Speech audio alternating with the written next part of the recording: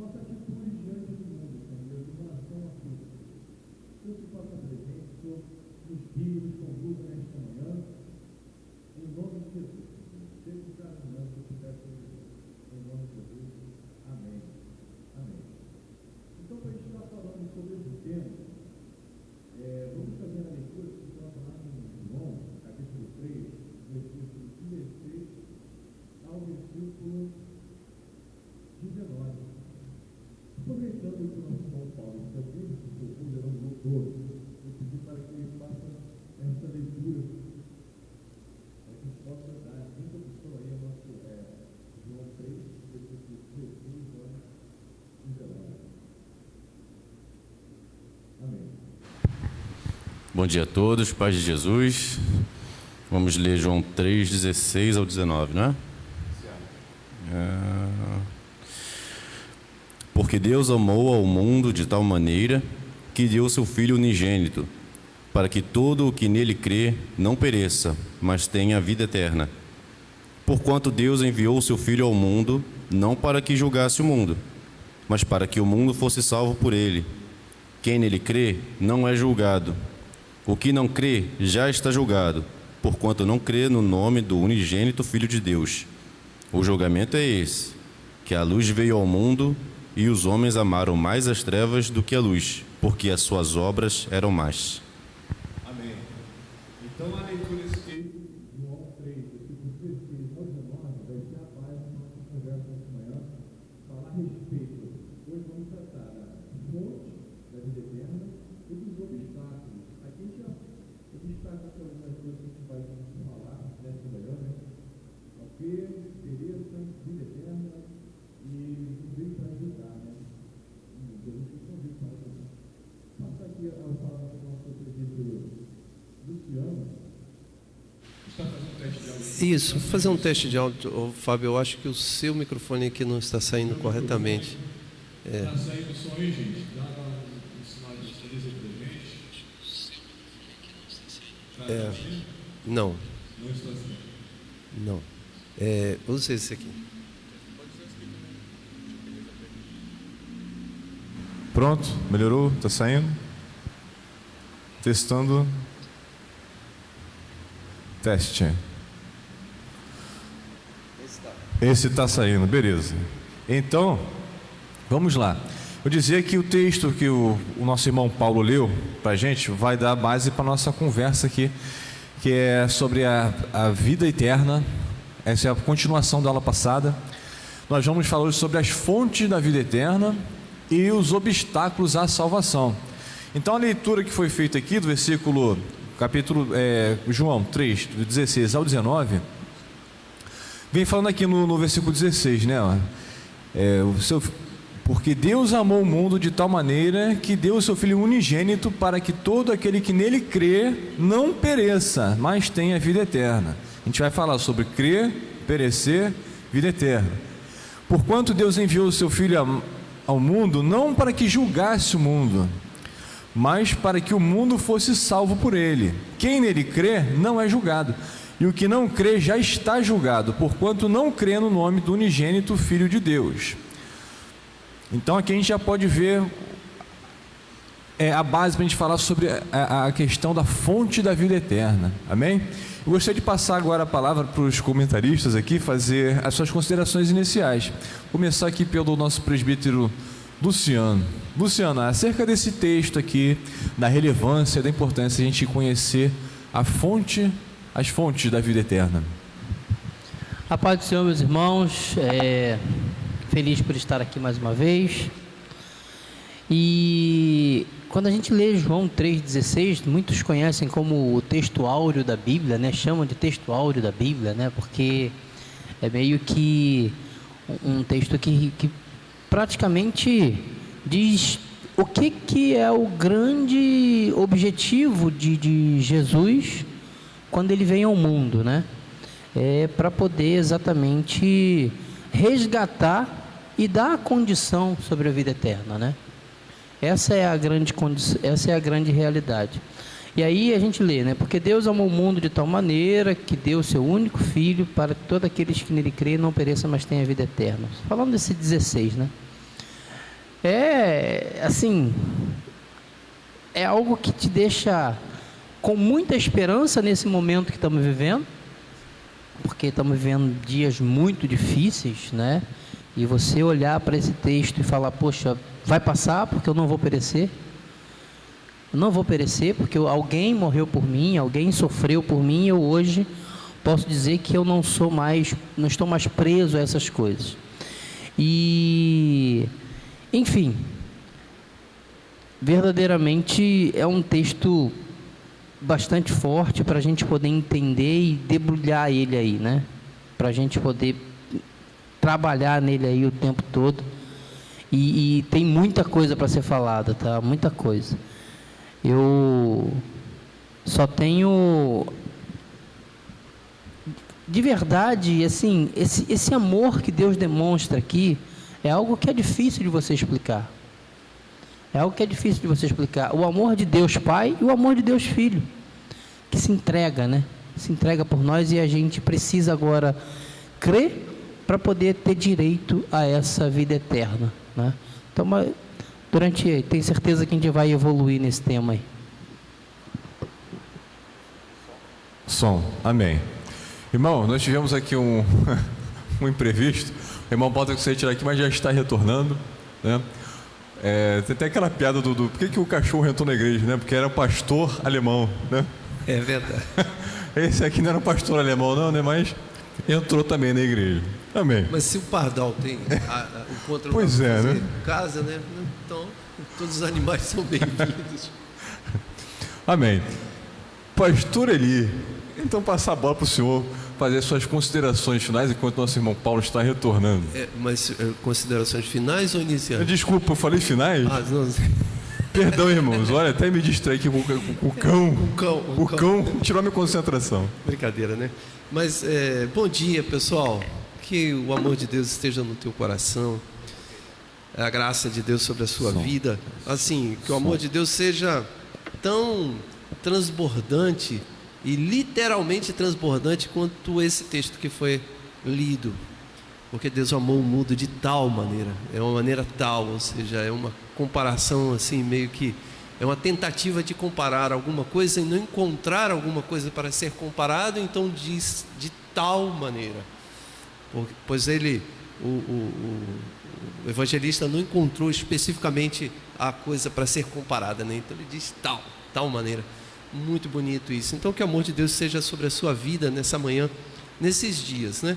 Agora, falando acerca do texto e da vida eterna, eu gosto de pensar assim, gente, tem uma base na nossa fé que é a criação de Deus. Deus criou, né? Deus criou. Tudo que existe foi criado por Deus. A natureza, o universo, a existência, as coisas, o cosmos. E se Deus criou, eu não posso compreender, Fábio, de que Deus criou desse jeito que está aí. Isso não é admissível, porque se entendemos um Deus tão poderoso para criar uma coisa tão gigantesca, tão enorme, tão linda e tão bela, você não pode compreender que essa criação foi desse jeito que está. Algo aconteceu, algo houve para que a criação ficasse submetida a esse caos que nós vivemos, e vemos isso muito por conta do próprio homem. Então, se o homem faz parte dessa criação, há uma falta de estabilidade, há alguma coisa errada, tem alguma coisa errada.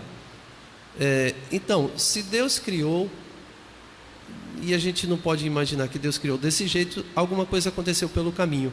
A nossa fé entende que isso foi a entrada do pecado. E então, com a entrada do pecado, trouxe essa coisa desestabilizada que alterou tudo. Então, o pecado entrou no mundo.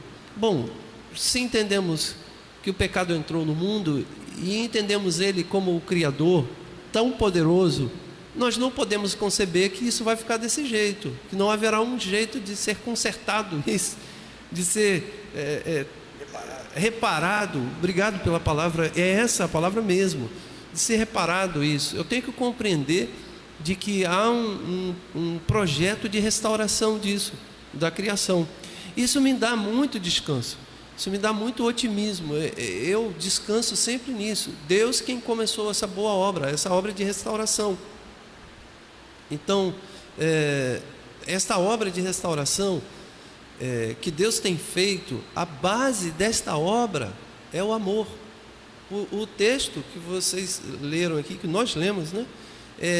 Ele fala a respeito do amor de Deus. Deus amou o mundo de tal maneira, e esse mundo aí não é o planeta Terra, mas é a criação. Deus amou esta criação de tal maneira que entregou o seu filho para a restauração disso. Então eu creio em um fim desejável. O amor de Deus nos leva a esse fim desejável. Isso gera esperança no nosso coração, no meu coração, e me leva a viver com a esperança da vida eterna, a esperança da salvação eterna. Esse é um sentido que eu guardo muito no meu coração.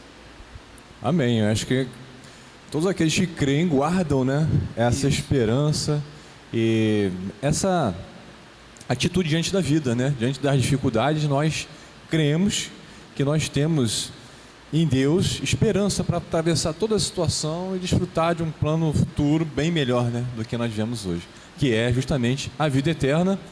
E que, como já foi falado aqui, um dos primeiros tópicos, que é a fonte da vida eterna, que a gente se divide em 3 partes aí, né? O primeiro é justamente o Pai, né? O Pai, o amor do Pai, a expressão dele. Eu gostaria de passar agora para o Paulo, fazer suas considerações iniciais. Paulo já chegou trabalhando, já chegou trazendo água, já chegou espantando o cachorro, né?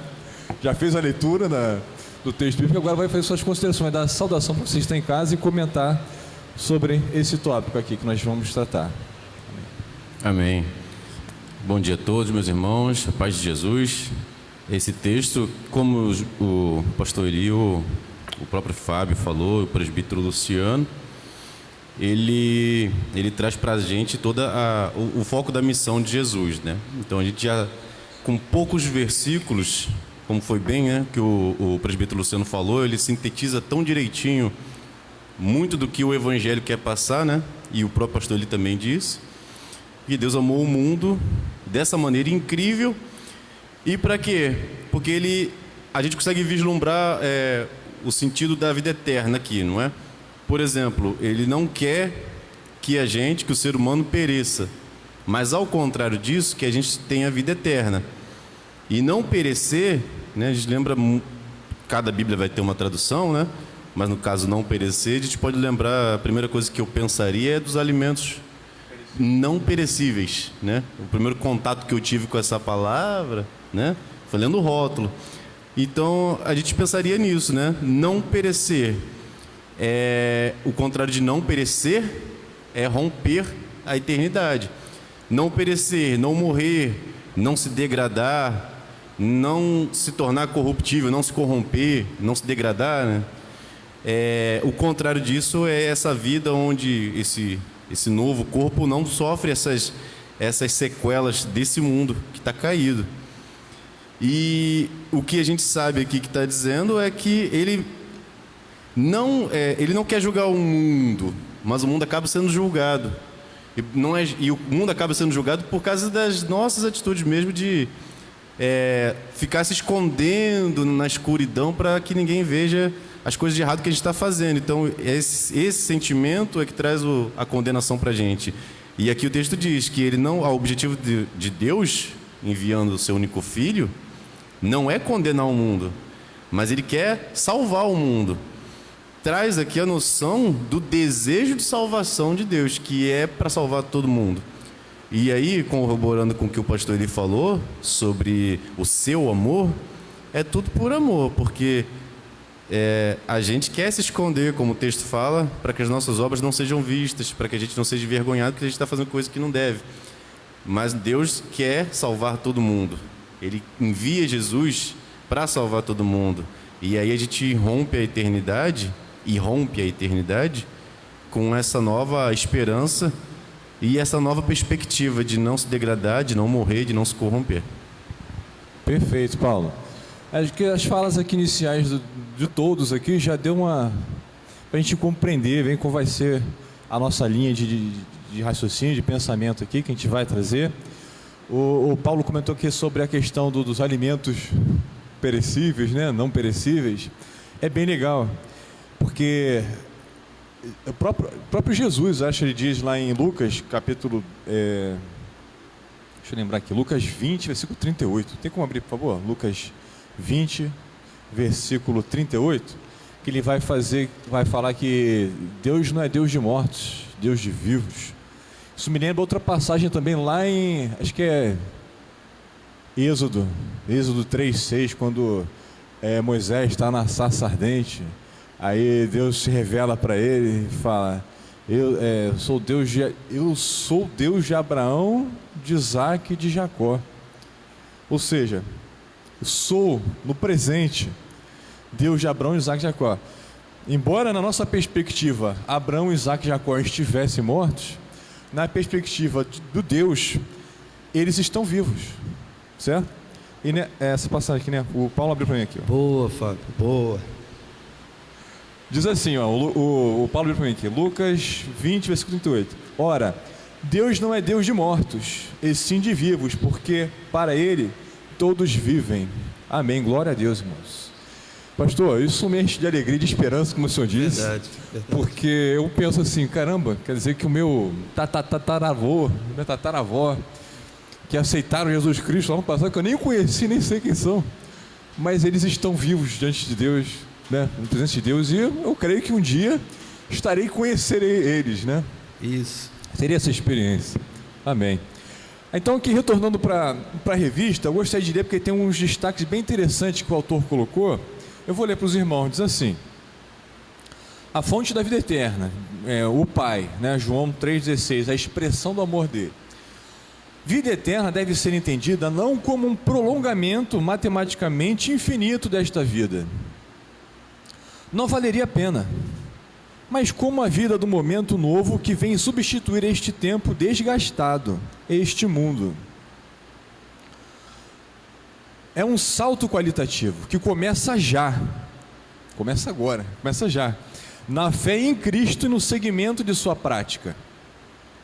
E porque a morte e a ressurreição de Cristo foi a manifestação clara desta vida de Deus que, no dom da vida, supera a morte. Chamamos essa escatologia já de existência pascal. Isto é vida eterna. Amém. Eu achei bem interessante essa fala aqui do autor, né? Eu lembro que uma vez eu estava na escola dominical com os jovens e a gente começou a refletir sobre essa questão da vida, da eternidade, nesse plano. Eu lancei a seguinte provocação: imagine que se você tivesse, assim, o dom da vida eterna, você vivesse essa vida eternamente, mas os seus familiares, seus parentes não. Então eu lembrei daquele filme, não sei se vocês assistiram, vocês estão em casa assistindo nessa escola dominical, vocês viram o filme O Homem Bicentenário? Já assistiram esse filme? Muito bom, já assisti ele várias vezes. Eu recomendo você assistir, vocês que estão em casa. É um filme maravilhoso.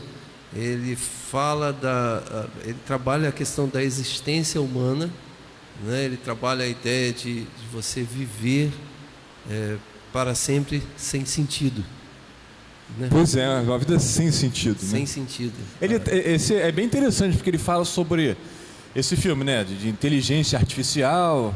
Na verdade era um robô. Só que o robô, assim, tão sofisticado que ele começou a desenvolver sentimentos humanos, de amor, inclusive. Então ele vive bicentenário, né? 2 séculos aí. Então ele acompanha, ele vê o primeiro dono, a dona, ele acompanha a trajetória deles, cria um laço de amor, né? Ele vê aqueles, como se fossem os pais dele, né, morrerem, aí vem os filhos, aí morrem os filhos, aí vem os netos, e ele vai atravessando aquilo tudo, até que chega um momento que ele decide... Ele pede a morte. Ele acha melhor morrer, né, porque não teria sentido. Eu achei bem interessante essa perspectiva, porque contrastando com a nossa visão bíblica, é outra coisa, é um pensamento totalmente diferente, né, pastor? É só dizer, Fábio, por favor, gente, não é um filme evangélico.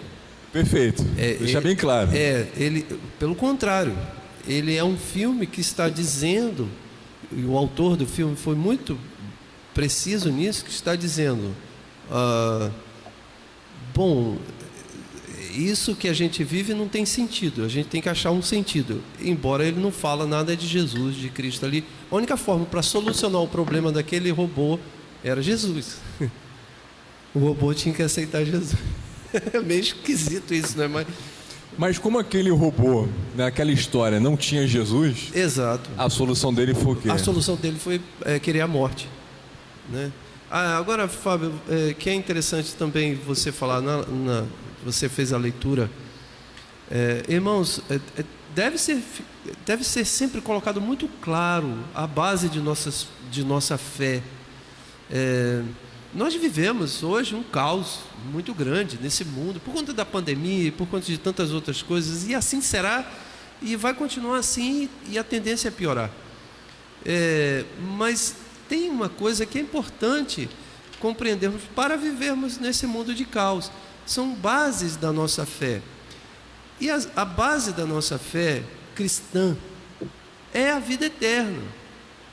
Eu sei que talvez, por ter sido nesses últimos anos, principalmente nos anos 80 para cá, o Evangelho modificou muito, pelo menos em termos brasileiros, com entradas de teologias do tipo da confissão positiva, da teologia da prosperidade, que coloca a felicidade no aqui, no agora, no imediato, no querer, no alcançar. O próprio termo prosperidade, e aí nesse caso a gente está falando prosperidade financeira mesmo, o que a gente não pode, como cristãos, e eu pelo menos como pastor, eu tenho que ter muito cuidado, porque eu não posso negar de que Deus quer que tenhamos uma vida confortável, aqui, agora. Deus quer, Deus deseja a prosperidade dos seus filhos, Deus deseja que você tenha em casa uma vida confortável, que você não tenha. Não é compatível o Evangelho com a escassez de alimentos, por exemplo, na tua casa, se abrir a sua despensa e não ter lá, não é um sentimento bom, não é. Não só isso, o Evangelho não é compatível com a violência. Então Deus deseja a prosperidade, deseja que sejamos prósperos, mas o sentido da base da nossa fé vai mais além do que isso, porque nos aponta a eternidade desta vida. Então é importante você, como cristão, conhecer e saber que a vida de Cristo, com Cristo, ela é eterna. Tem a eternidade, como falamos na semana passada, ou em algumas semanas atrás. Existe a condenação eterna, que é o inferno? Existe, mas existe a vida eterna também daqueles que estão em Cristo.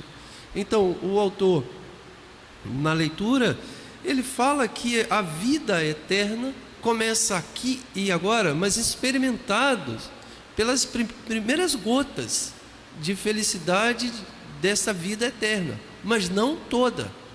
Não completa, porque a completa, eu não lembro como é a leitura aí, se você puder, depois você repita, Fábio, a leitura. A vida completa, ela é, vou usar o termo da informática, é um upgrade, né? Muito melhor e maior do que essa aqui. Ele usou a expressão. Som. Tá saindo som? Tá saindo. Eu acho que é o cabo. Segura um pouquinho assim. Som, teste, agora foi. Isso. Ele usou a expressão aqui, salto qualitativo. Isso, um salto qualitativo. Então, gente, olha só. Você tem momentos de felicidades na tua vida com Cristo? Eu tenho. É óbvio que eu experimento também as dores. Todos nós experimentamos as dores, o sofrimento da vida, perdas, enfermidades, um monte de situação. Mas nós também já experimentamos a intensidade da beleza da vida. Vou lembrar aqui da intensidade do joguinho Uno com a Esther. Foi a Esther, né? Jogando você com a Esther. a intensidade da beleza de você viver esse momento. Foi bom, mas a eternidade ainda é um salto qualitativo nisso. Então desejem a vida eterna, desejem a volta de Cristo, mas não desejem a volta de Cristo para que você escape e vá para o bem bom, como que se fosse para uma ilha paradisíaca e fique lá sombra e água fresca e coquinho geladinho. Não, você deseja isso porque você não quer o mal, você não aguenta mais ver tanta injustiça. Você sai na rua e se sente tocado quando você vê uma pessoa oprimida, o pobre, a maldade. Quando você vê isso tudo, e isso machuca o teu coração, você está ansiando pela volta de Cristo. O teu coração por dentro está dizendo: Maranata, a hora vem, porque eu não consigo viver plenamente com esse sistema do mundo. Então você diz: eu não sou deste mundo, eu não sou cidadão desse mundo, eu sou cidadão dos céus. Então desejem isso, mas desejem não de forma escapista, mas porque Deus pode virar para você e falar assim: não, você ainda tem muita coisa para fazer. O apóstolo Paulo viveu esse dilema, ele queria ir para o céu, ele queria ir embora, mas Jesus falou: não, fica aí, ainda tem muita coisa para você fazer. Aí ele fala: então o que eu tenho que fazer? Eu vou viver esta vida agora na fé do Filho de Deus, e vou viver bem enquanto Cristo não volte. Mas quando eu reunir com os meus irmãos na ceia, no partir do pão, eu celebro essa volta. Eu vou celebrar e vou falar assim: irmãos, enquanto não seja executado o plano total de Cristo, nós vivemos na fé e na representação do partir do pão, a chegada definitiva desse reino no nosso meio. Então vivo pela fé. Isso é viver pela fé. Que coisa linda, que coisa maravilhosa. Isso precisa ser muito bem entendido, Fábio, no nosso meio. Perfeito, pastor. E quando ele diz assim, salto qualitativo, já no presente, eu entendo assim, Luciano, que as coisas ganham outra dimensão na nossa perspectiva. Você ficar desempregado, você passar por dificuldade, uma doença, para quem não tem essa perspectiva, é algo assim, terrível, tenebroso, porque parece que é o fim do mundo ali para essa pessoa. Mas para a gente que confia em Deus, que crê em Deus, a gente sabe que a gente pode passar a diversidade que for, mas nada vai nos afastar do amor de Deus, né? Como o próprio apóstolo Paulo disse, quem me afastará do amor de Deus, né? Então, se eu estou enfermo, fazer o quê? Eu vou atravessar por essa enfermidade. Se Deus quiser me curar, Ele vai me curar, mas se eu não for curado, eu não vou negar a Deus por causa disso, porque eu sei que o amor dele é muito maior do que isso. Verdade. Não é? A questão da dificuldade financeira e tudo mais. Irmãos, como é bom, como é reconfortante a gente ter essa perspectiva, essa amplia dimensão. É um salto de qualidade na nossa vida. Eu confesso que antes de ter essa visão, né, quando a minha visão era humana, apenas terrena, eu achava que é Deus no céu e eu aqui na terra, né? Então eu tenho que correr atrás. Se eu não conseguir as coisas, eu vou padecer.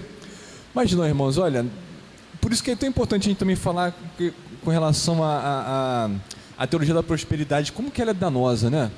Ela coloca um jugo em cima de você, porque se você não conquistar, você não tiver saúde, se você não for o chefe da empresa, o empresário e tal, você está em pecado, desculpa.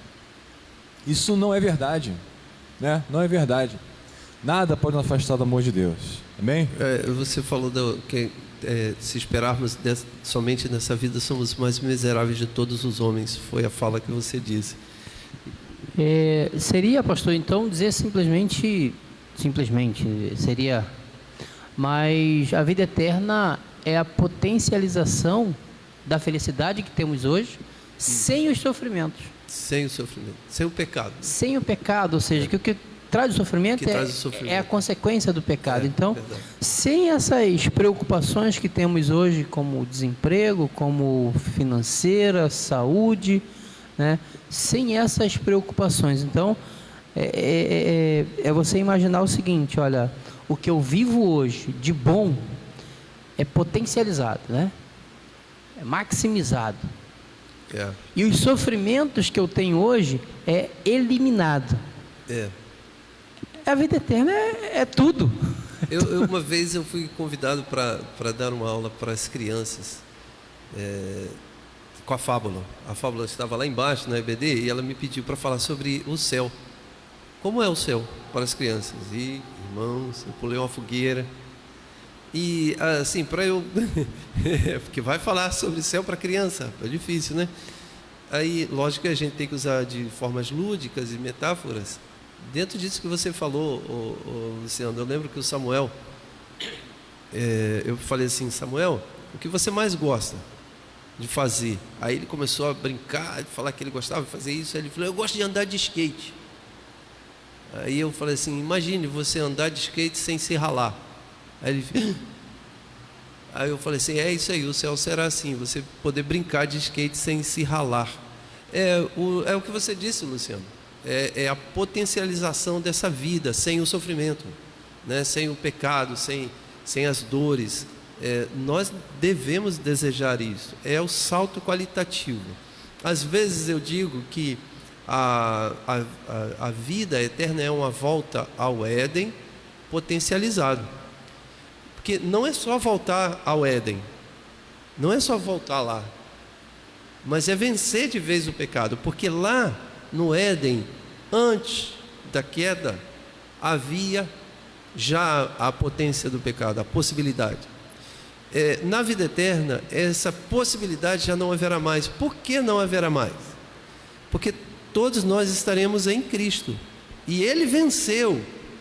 Ele foi o ser humano que fez aquilo que Adão não conseguiu fazer. Então nele nós somos mais do que vencedores.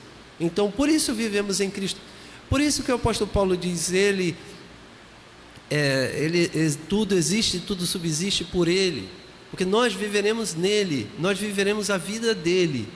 Agora, às vezes é mal entendido, porque alguém pode dizer assim, então vou anular a minha vida para eu viver a vida de Jesus. Bom, na verdade só que essa anulação da vida, o que a mensagem evangélica quer dizer, é que a sua vida é maldosa. E você deve viver a vida nele, que é a vida perfeita. E quando o senhor fez essa analogia na semana passada, que quando a gente falar, eu vou ficar preso, eu vou perder minha liberdade, né? Isso. A liberdade, quando você vai para o papel ali escrever sobre essa tal liberdade, você até brincou sobre o pacote que tem, eu vou né? fazer com essa tal liberdade? É simplesmente fazer coisas erradas. Essa liberdade que tem é de fazer coisas erradas. Coisas que a lei, às vezes até a própria lei humana proíbe. Então a liberdade é para isso. Então quando você fala assim, não, eu não quero aceitar ou viver essa vida que Cristo propõe, porque eu vou perder essa liberdade, eu vou perder porque eu não vou poder beber uma cerveja. E aí você vai ver quais são as consequências de beber uma cerveja. Aí eu não vou poder fazer isso, não vou poder fazer aquilo, e você vai vendo as consequências disso. De que serve essa liberdade? É verdade. Fábio, eu sei que a gente está falando bastante, mas... Fica à vontade, pastor. Claro, deixa eu usar aí. Porque essa é muito... Eu me sinto aí, me permita dizer isso, eu me sinto responsável, como pastor, eu me sinto responsável em dizer para a igreja e deixar muito claro acerca da vida eterna. A vida eterna é isso, é um salto de qualidade. Eu gostei dessa palavra, o upgrade, o melhoramento, né? É uma potencialização, na palavra do Luciano, da nossa vida, do nosso melhor, daquilo que temos como mais precioso, sabe? Do que recebemos de dons e capacidades, sabedorias e inteligências. A vida eterna é esse salto, essa potencialização disso tudo. Então eu desejo, eu anseio viver isso. Por isso eu canto canções do tipo, breve vem um grande dia em que as lutas findarão, todos os males e agonias deste mundo cessarão. E eu canto essas coisas. Ou canto que Jesus sim vem. Ou outras canções que falam da volta de Cristo. Isso era muito difícil quando jovem e quando adolescente eu compreender. Eu, mesmo criado dentro da igreja, porque eu não conseguia equalizar uma coisa com a outra, porque às vezes me era apresentado aquele céu mais grego, platônico, dentro daquela filosofia platônica, do céu cheio de anjinhos, tocando liras, e uma fumacinha como nuvens e a gente flutuando. Eu ficava assim, mas isso é muito estranho, porque eu já falei tantas vezes para vocês isso. Eu era garoto, eu queria jogar bola, eu queria jogar bola, sabe? Olha, gente, eu adorava jogar futebol. Eu começava a jogar futebol domingo. Olha, eu ia até na hora do culto, começava às vezes 8 horas, ia até na hora do culto. Ou sábado também tinha muito futebol. Jogava sábado, domingo, engraçado que a gente não cansava, né? Impressionante, a gente não cansava. Hoje, cara, torneio já entra e sai, aqueles torneios entra e sai, já joguei muito aquilo e a gente não cansava. Mas hoje, Jesus amado, não sei. Sol quente, mas se mandasse capinar um quintal, olha o sol. Eu queria jogar bola, cara, e isso não era compatível com aquele céu que me apresentavam. Eu preciso deixar claro isso. É lógico que eu não vou dizer assim, no céu vai ter futebol. Não sei, acho que não, sei lá. Não é isso. Se tiver, eu tô dentro. Se tiver, a gente faz um torneiozinho lá. Mas o melhor, não vai ter falta. Olha só que coisa maneira. Só na habilidade, né? Só na habilidade, sem falta, sem quebrar as regras. Olha, gente, é importante saber disso. É importante você compreender o sentido da eternidade. Quantos adolescentes e jovens que você conhece, que vocês que estão em casa, vocês conhecem, que não tem a menor compreensão do céu, acha o céu a religião, acha o céu uma construção religiosa. Eu tenho experimentado dialogar com jovens que compreendem o Evangelho de Cristo uma construção social, compreendem o Evangelho de Cristo como uma civilização ocidental. Mas ela é uma construção social, uma construção de uma necessidade antropológica do homem, de construir um Deus, um pouco freudiano, né? Aquela ideia freudiana de lançar em Deus a perfeição como um pai protetor. Sabe, eu conheço jovens cristãos, irmãos, que não compreendem o Evangelho nesse sentido da eternidade, da transcendência, do salto de qualidade. Talvez seja porque nós mesmos não explicamos adequadamente o Evangelho de Cristo. Então é importante que você compreenda que haverá o céu, a vida eterna e viveremos eternamente. Amém, Fábio? Desculpa, eu falei Amém. Mas eu acho que isso é importante. Realmente muito importante de comentar isso. E de fato, concordo com o senhor. Eu acredito que muitas vezes nós não explicamos corretamente para os nossos filhos, para os nossos jovens. Eu mesmo nunca parei para pensar no céu da forma que o senhor falou a respeito do skate, andar de skate, cair sem se ralar. Eu teria muita dificuldade de passar para a sua situação, de ir para as crianças e falar do céu, uma linguagem que as crianças vão... Só tem essa saída, Fábio, vai para a forma lúdica. Verdade. É o jeito. Perfeito, pastor. Então, a gente viu aqui nesse primeiro tópico que a fonte da vida eterna, a gente pode dizer que está na expressão do amor de Deus, né, que enviou o seu Filho amado para nos salvar, nos resgatar, que vem justamente o segundo tópico, que é o Filho. Vamos fazer a leitura em João 17, versículos 1 e 2. João, capítulo 17, versículos 1 e 2.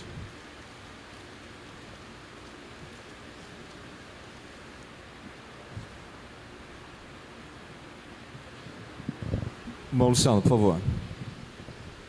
João 17, 1 e 2 diz assim: Jesus falou essas coisas e, levantando os olhos ao céu, disse: Pai, é chegada a hora, glorifica teu filho, para que também o teu filho te glorifique a ti. Assim como lhe deste poder sobre toda a carne, para que dê a vida eterna a todos quantos lhe deste. Conceder a vida eterna a todos quantos me deste, né? Então, é interessante a gente ver essa parte, né? Deus enviou Jesus para conceder a vida eterna a todos quantos foram dados para Cristo, né?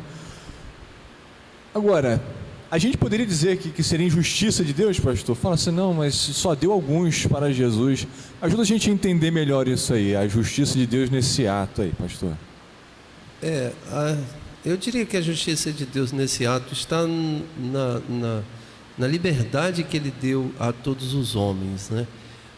Existe uma confusão bastante grande acerca da condenação, como se a condenação seja um ato de Deus. A condenação não é um ato direto e autoritário de Deus. A condenação é por um ato de transgressão do ser humano. Isso deve ser muito compreendido e entendido, assim como é a vida eterna concedida àqueles que lhe obedecem, porque senão entenderemos que a culpa de tudo é Deus. Eu sei que existem teologias cristãs e até protestantes que não vai nessa direção que eu falei agora. Aí eu tenho que falar, não, o Paulo, mais uma vez, dos calvinistas, né? Eles vão numa ideia de que não existe essa liberdade que nós estamos falando acerca da responsabilidade humana. Então a decisão toda é divina, a decisão é de Deus. Se é assim, desse jeito, a tua pergunta não haveria sentido, Fábio. Se eu concordar com a posição calvinista, eu teria muita dificuldade para dizer e te responder, porque você falaria para mim, qual é a justiça nisso? Eu teria que recorrer à soberania e dizer para você, bom, quem é você para questionar Deus? Tá, essa é uma saída boa e bastante segura, mas não responde o todo. A gente ficaria sempre, tá, mas eu posso então usar desta mesma justiça para replicar ao meu próximo? Não é? Então não dá. Mas se você, eu não sei se o pessoal de casa compreenderam, vocês compreenderam aqui da mesa o que eu quis dizer? Ou seja, a pergunta do Fábio fala que justiça é essa que alguns são salvos e outros não? Diz o texto que deram, né? A todos quanto o meu Pai me deu, vamos colocar assim, né? Isso. Jesus, nas palavras de Jesus. Ou seja, deu alguns, mas não deu outros. Por que não deu esses outros, né, Paulo? É que, na verdade, o texto pode ser entendido de duas formas. Tanto como uma metáfora que diz assim, aqueles tantos que Deus me der, nesse sentido, entendeu? Aqueles todos que Deus me der é o que vai comigo para a glória. Nesse caso é Deus. A responsabilidade é de Deus. Mas também pode ser visto da forma que é melhor, que significa assim, a gente entende que a Bíblia interpreta a própria Bíblia, então os outros textos vão se ajudando a interpretar. Então, quando, vamos supor que o pastor Eli escreveu aqui um versículo, e como autor do Evangelho, vamos supor, em outro momento ele escreveu uma epístola, ele já tem ciência de tudo que ele e os colegas dele escreveram. Então, qual é o versículo mesmo? Então, assim como lhe conferiste autoridade sobre toda a carne, a fim de que ele conceda a vida eterna a todos o que lhe deste. Não é esse? Então, quem Deus lhe deu a Jesus? Aquele que creu. Exato. Aquele que creu. Porque se eu pensar de forma literal o texto, dizer assim, a todos quanto Deus lhe deu, toda a responsabilidade, todo o projeto da salvação, toda a consumação, ela passa a ser única e exclusivamente a responsabilidade de Deus. Isso é bem entendido de forma da soberania de Deus? Sim, claro que é. Só que tem uma pergunta.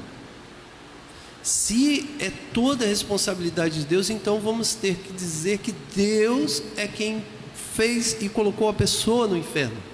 Porque Deus foi o responsável pelas pessoas irem ao inferno. Porque a pergunta aqui, ô Fábio, em direção àquele que é salvo, é muito tranquila de responder. Mas o contrário não é. Não é tão palatável assim, porque inverte a pergunta.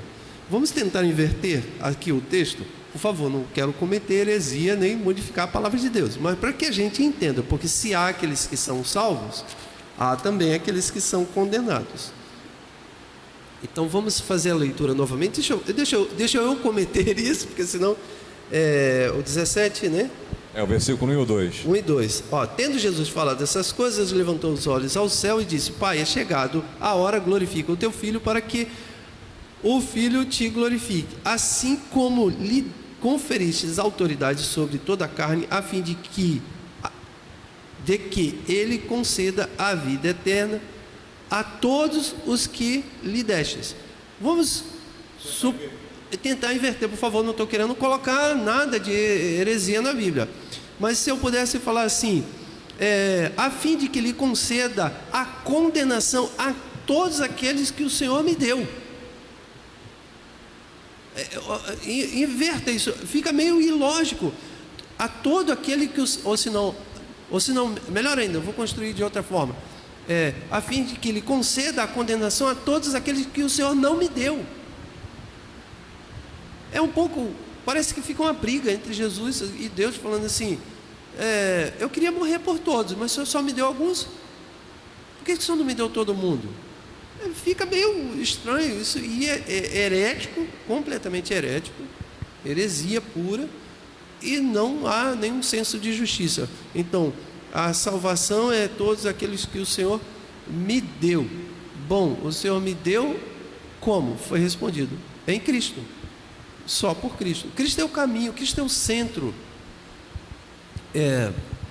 Alguns que não entendem isso, eu não sei se a gente está complicando para o pessoal que está em casa, mas alguns que não compreendem a centralidade de Cristo vão optar por uma centralidade na soberania de Deus, nos atos eternos de Deus, nos atos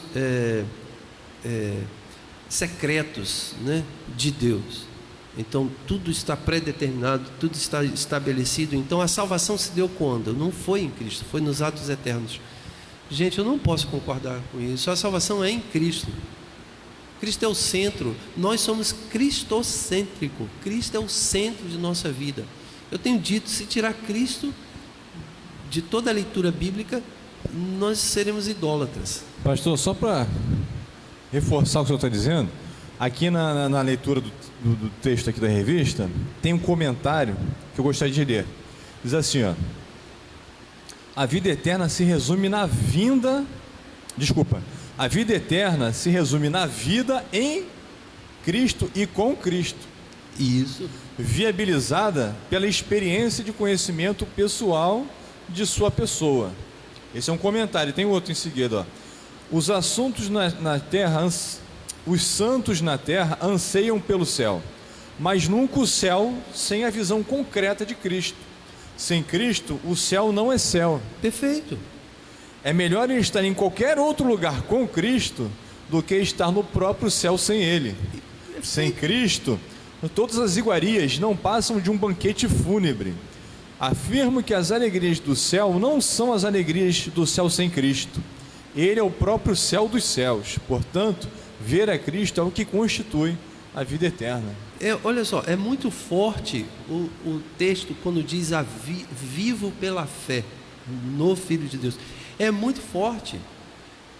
É isso que ele está falando, Fábio. É dele, por ele, para ele são todas as coisas. E a vida que eu tenho, que eu vivo na fé do Cristo.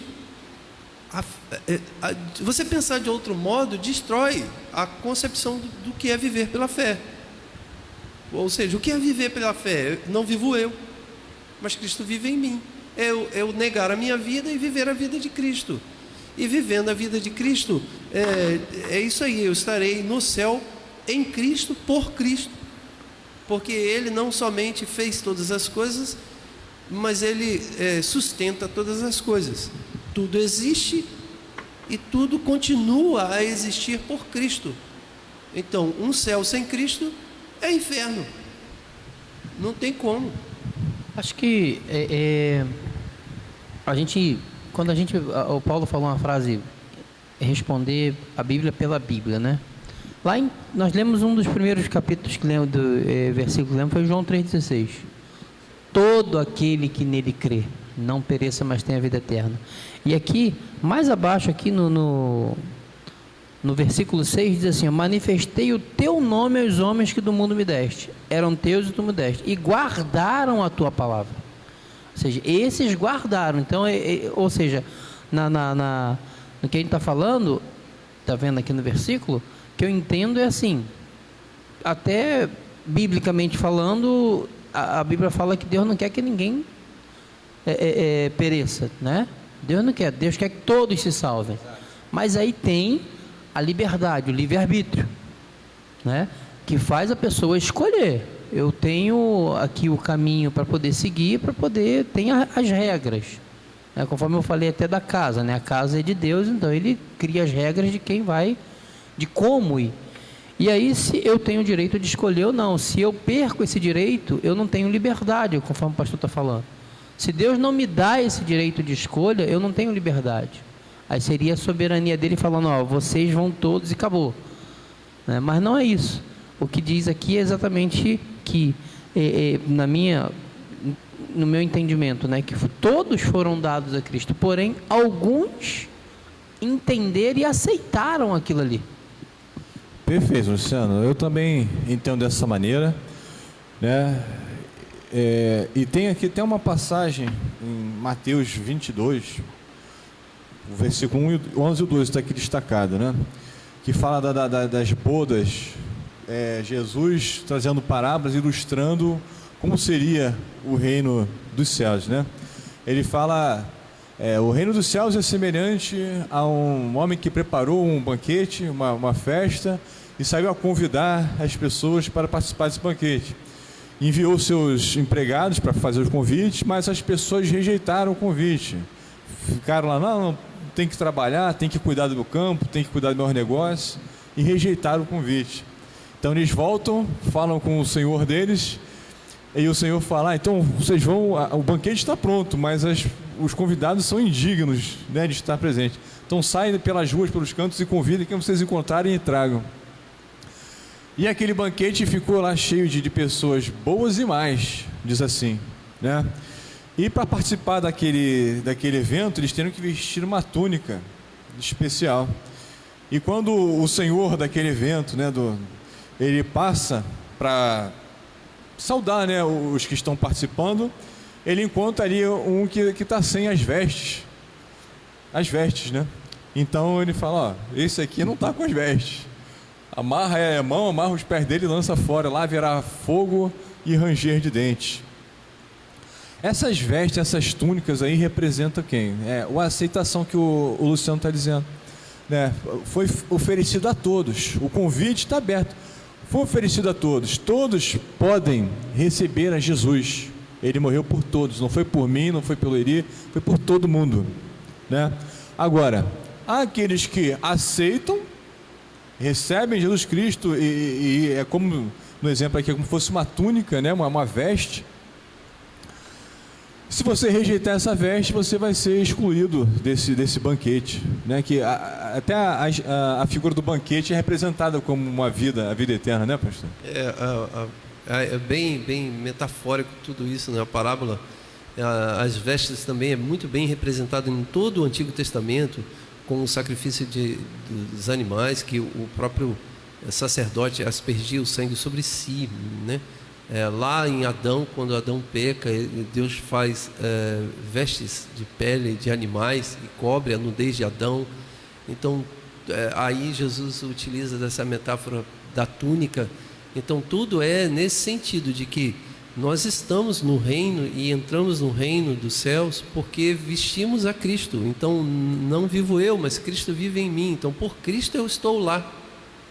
Sem Cristo eu não tenho direito à entrada desse banquete, nessa vida eterna.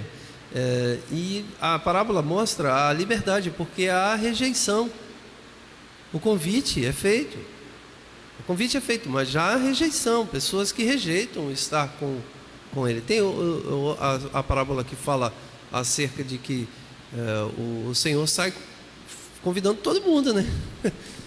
Sai pela rua, fala, vai lá, chama todo mundo, e vem todo mundo, já que os que ele antes tinha convidado rejeitaram. Hein, pastor? É interessante essa parábola também, porque tem 3 tipos de pessoas. Uma que rejeitou, a outra que aceitou e, além de aceitar, ele aceitou por completo, aceitou a túnica, e tem aquele que aceitou aí, mas não quis se vestir a contento. Tudo condicional, Né? Ou seja, ele quis ir, ele até quis ir, mas ele não queria se vestir, ele não queria se preparar para aquilo. Então, tem a pessoa que rejeitou, né, que foi os primeiros convidados, tem a pessoa que aceitou e de fato falou, não, olha, eu aceito, entendi o que é isso e eu vou me vestir adequadamente. E tem aquele que aceitou, que estava lá no banquete, porém foi visto de forma indigna. E aí foi necessário... Sem a condição. Sem a condição. Eu gosto de usar essa palavra, porque os meus amigos de teologia aí sabem que a galerinha aí que tem outra linha fica falando que é incondicional. Não, é condicional. Tem uma condição. A parábola está colocando ali condições. Exatamente para expressar essa ideia da liberdade e da responsabilidade. Não pode ser entendido uma liberdade sem responsabilidade também não, gente. A liberdade, ela pressupõe responsabilidade, sempre. Isso é inegável, não tem como desassociar. O calvinista, lá, conforme já falou, explicar aqueles que aceitaram e se vestiram é tranquilo. Agora, e aquele que aceitou e não foi vestido, que foi jogado fora, né? Aí é complicado explicar para ele, né? Inclusive, isso que você falou, pastor, que a liberdade pressupõe responsabilidade. Deus só pode responsabilizar o homem porque antes ele lhe deu responsabilidade. Caso contrário, seria uma decisão arbitrária. Por isso que... Desculpa. Pode continuar. Por isso que o Wesley gosta de usar a expressão árbitro livre. Árbitro livre, Ele não gosta de usar a expressão livre-arbítrio. Isso, porque o arbítrio é liberto, não é isso? Isso. Perfeito. Gente, você quer saber mais disso? Então procure a gente, que a gente vai conversar sobre vocês, porque agora não vai dar. E ainda assim, ainda pegando nessa linha da responsabilidade humana, o chamado da vocação do Evangelho, na encarnação de Jesus, ele está o tempo todo ali na sua humanização, em forma de homem, vivendo no meio do povo, chamando as pessoas na forma de homem, para que elas vejam ele e vivam como ele. Então, assim, já não é mais tão difícil viver como Deus quer, porque agora você está vendo um homem na sua frente, a imagem de Deus, que é Jesus, e você pode agora viver na prática como ele. É o modelo. Então, o chamado da santidade é essa santidade ética, de moral e ética, de comportamento diário, viver desse jeito. Então, seria muita hipocrisia de Deus estar constantemente dando esses mandamentos de perdoar o seu inimigo, de aceitar o seu inimigo, e na hora de ter misericórdia do seu inimigo, que seria o pecador, ele negligenciar ele e jogar fora, como um decreto. Não, ele tem misericórdia de todo mundo. Senão ele estaria sendo hipócrita nesse chamado do Evangelho de perdoar, de amar o seu inimigo, porque ele mesmo não estaria amando o seu inimigo. Gostei muito da colocação do Fábio, Do Paulo e da linha de raciocínio. Ou seja, Deus exige de seus súditos que façam uma coisa que ele não faz: amar os seus inimigos. Gente, não dá para crer nesse tipo de teologia. Não dá. Crer que Deus exige que você faça uma coisa que ele não faz. Não podemos. E ainda condena você por não ter feito. Boa, Paulo, boa.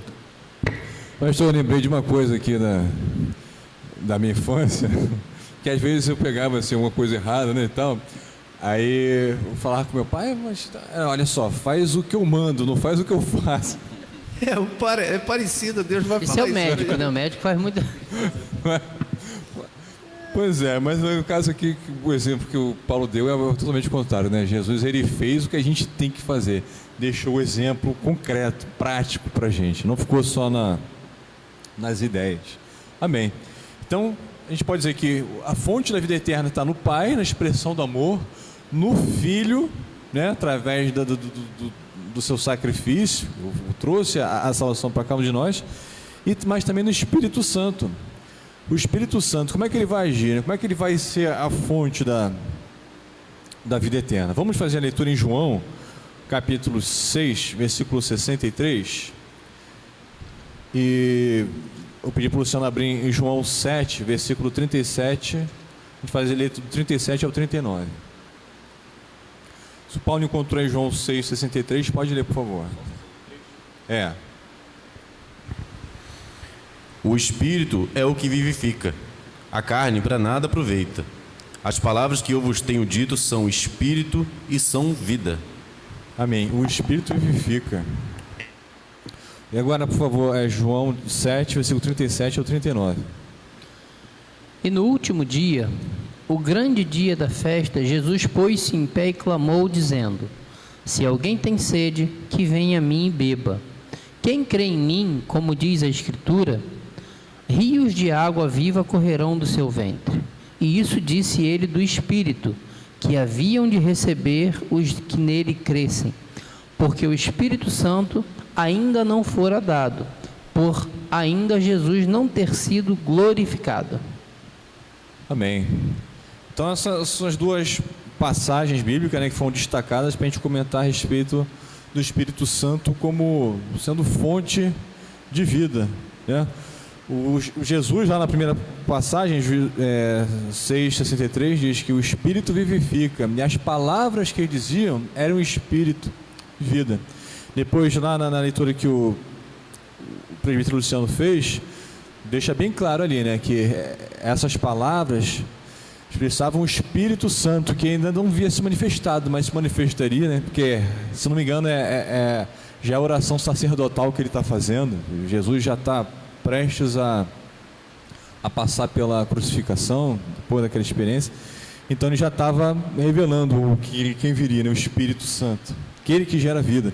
Aqui na revista diz assim, olha: o Espírito Santo é a presença da eternidade no tempo, que nos garante a dádiva fundamental da vida eterna, que nos eleva acima das contradições humanas. Quando o homem se fecha para Deus, preso à sua dimensão carnal, apequena-se para as grandezas divinas, mas ao se abrir para o Senhor, alarga a extensão da obra transformadora em sua vida. Aí tem mais outros textos para a gente ler aqui. É interessante essa passagem, né? Vamos fazer essa leitura em Romanos capítulo 8, versículos 5 e 6. Romanos 8, versículo 5 e 6. Aí tem outra passagem. Pedi para o Luciano abrir em Tito, capítulo 3, versículo 5. E eu vou abrir em Colossenses 3, 10. No Paulo encontrar em Romanos, pode fazer a leitura, por favor.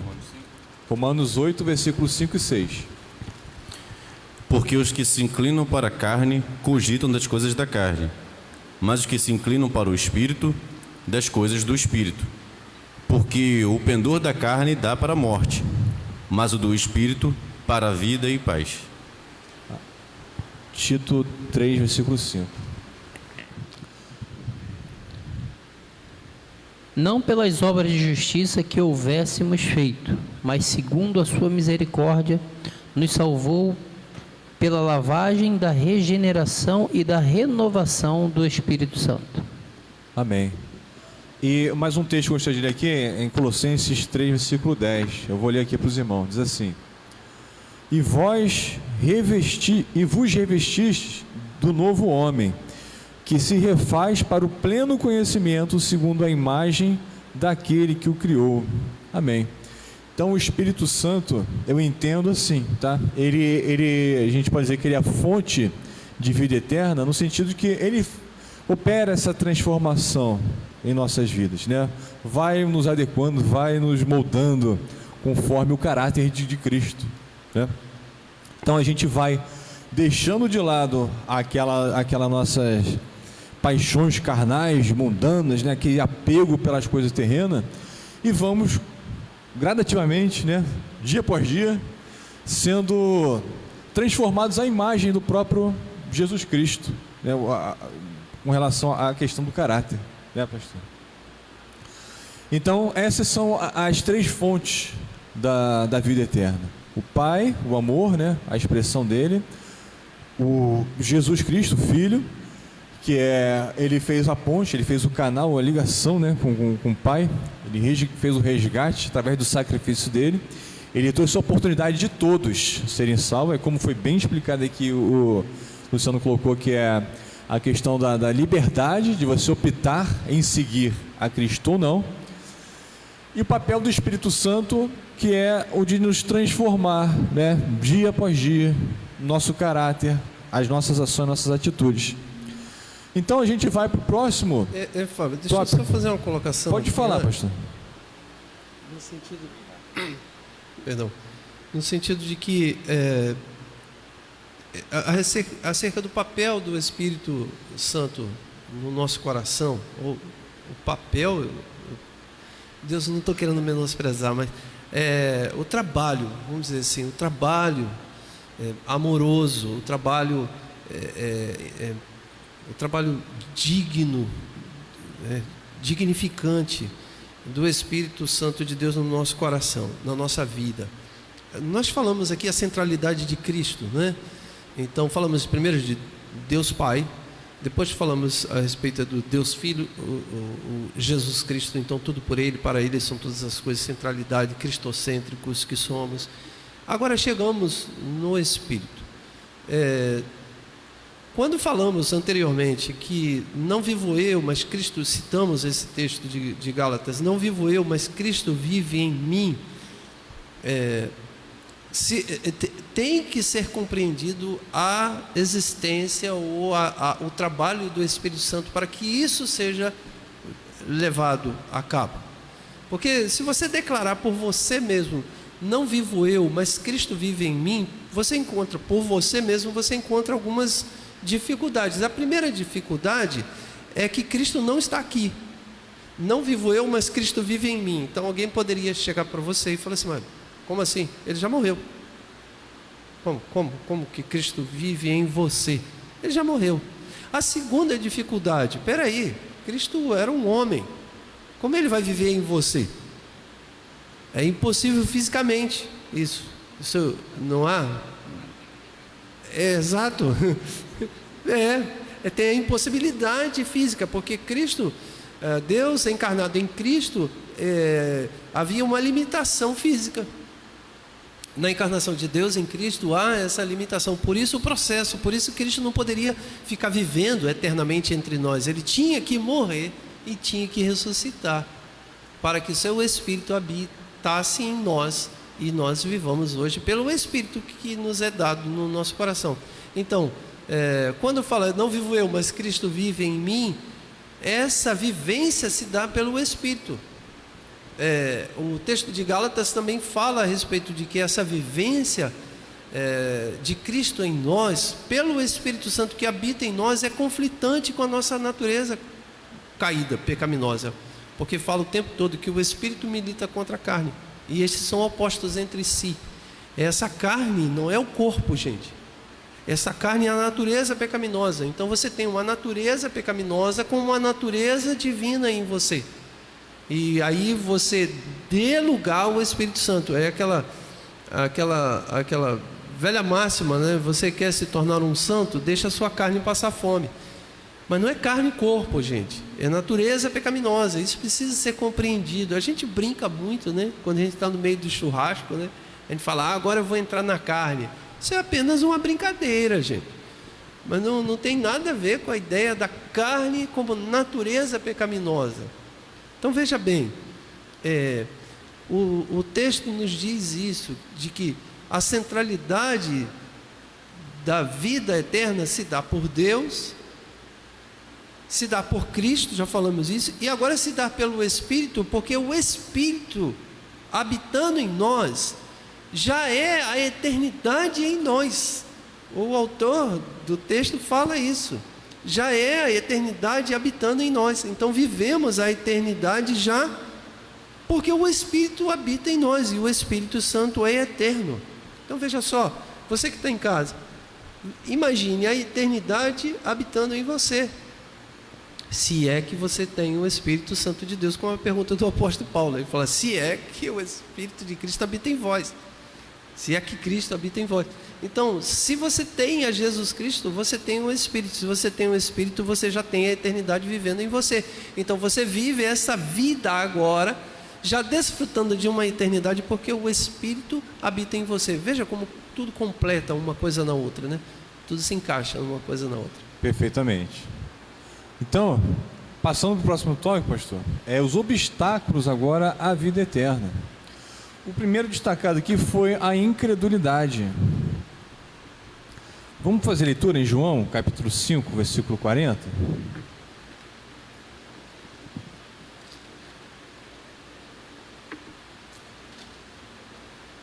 João capítulo 5, versículo 40. Pode ler para a gente, Luciano, por favor.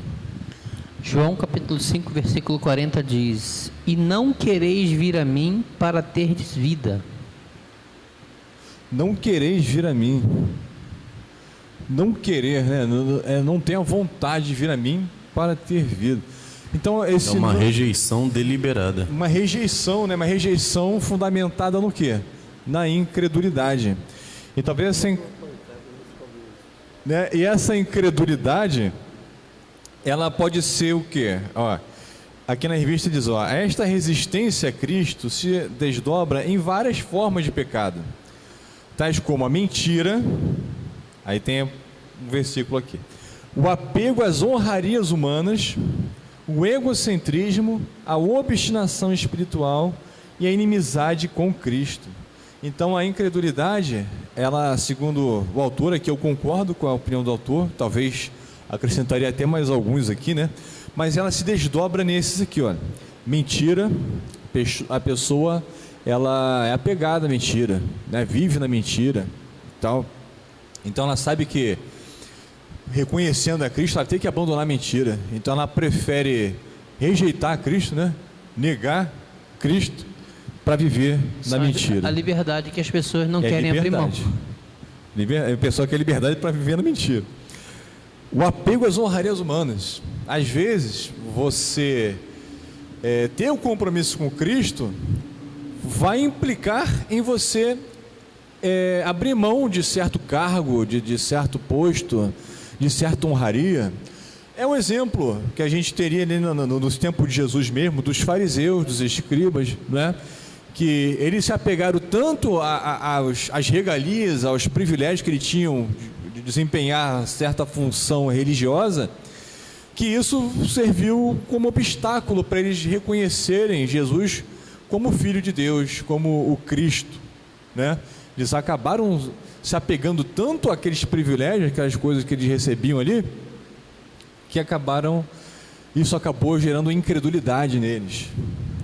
Outro que foi colocado é egocentrismo. Egocentrismo é colocar o meu eu, a minha vontade acima das coisas. Jesus, ele ensina a amar ao próximo como a ti mesmo. Altruísmo. Você coloca o outro no mesmo patamar, né, que você se ama. Agora, a gente observa no mundo, as pessoas, elas... Qual que é o versículo aí do... Não é nem versículo, é o ditado popular, né? Farinha pouca, meu pirão primeiro. A gente vê isso, infelizmente, em tantas circunstâncias, né?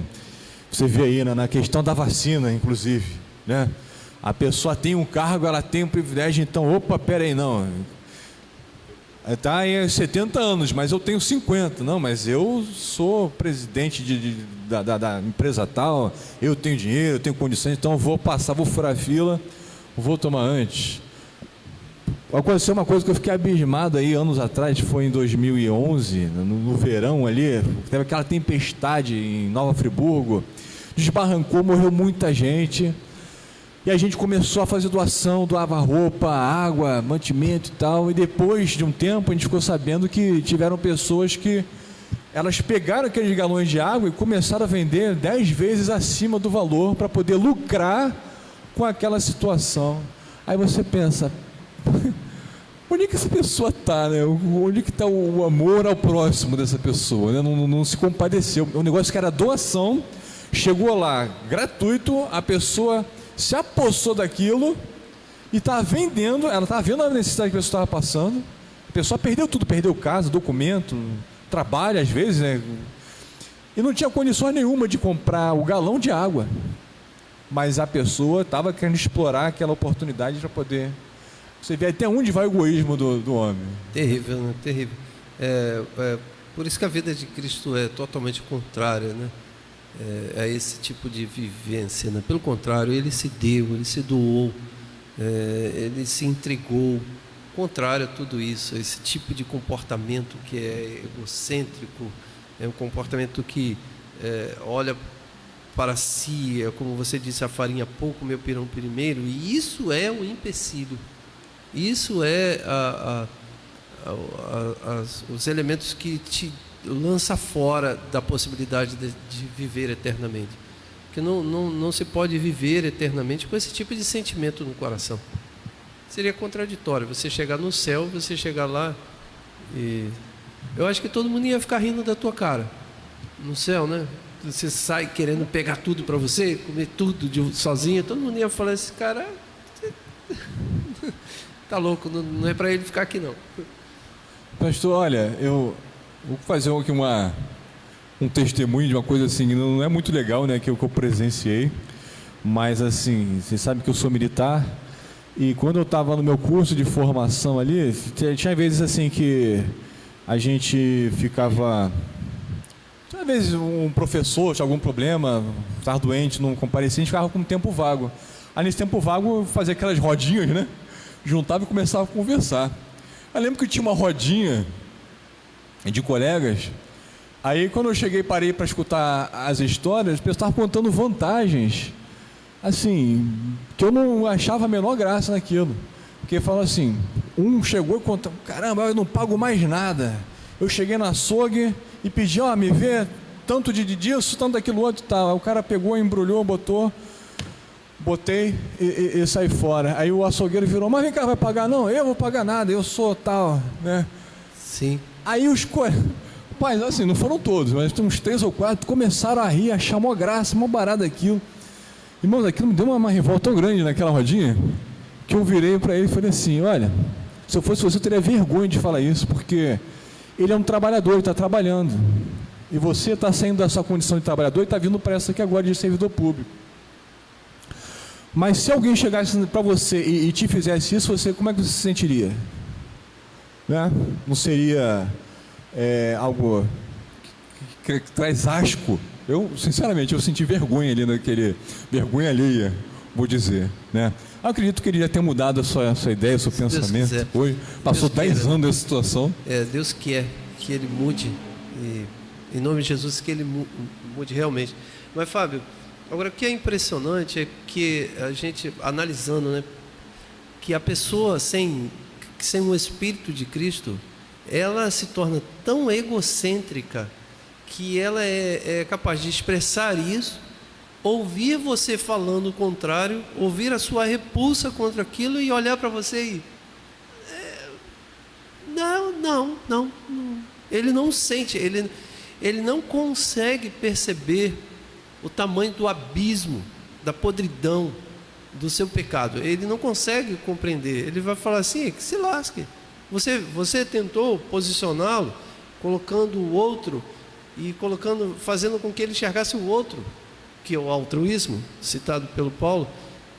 Ele é tão egocêntrico que ele vai falar assim, que outro, cara? Quem é o outro? O outro não, o outro é o cara que está lá. Não, o outro, não existe o outro, existe só eu.